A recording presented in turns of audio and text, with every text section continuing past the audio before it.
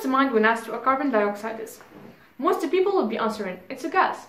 Well, that's probably true, but actually, carbon dioxide is a particle, composed of one carbon and two oxygen atoms.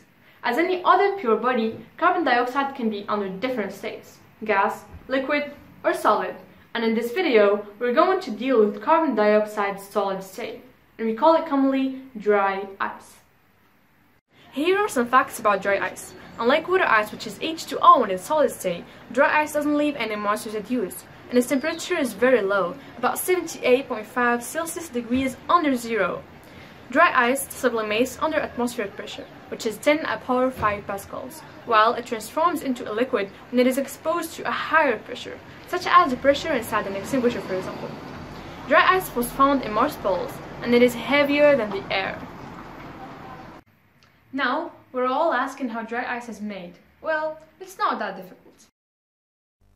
As you can see, I brought a CO2 extinguisher and put a canvas bag on its nozzle. When I press it, the liquid carbon dioxide is transformed into its solid state. In fact, the CO2 inside the extinguisher is under pressure that keeps it as a liquid form. When it is exposed to atmospheric pressure, it converts.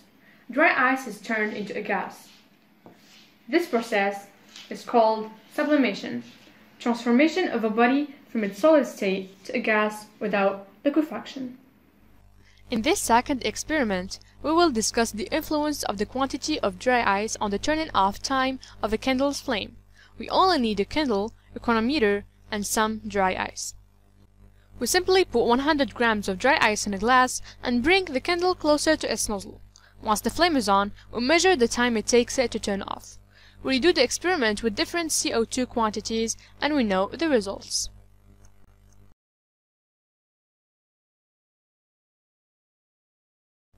After analyzing the results, we conclude that the quantity of dry ice indeed influences the timing.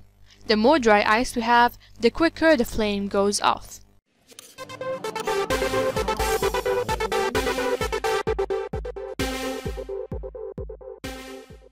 Now, in this fun experiment, we will put some dry ice with water into a plastic bottle. The sublimation of dry ice brings about a higher pressure inside bottle than atmospheric pressure. So, it simply explodes!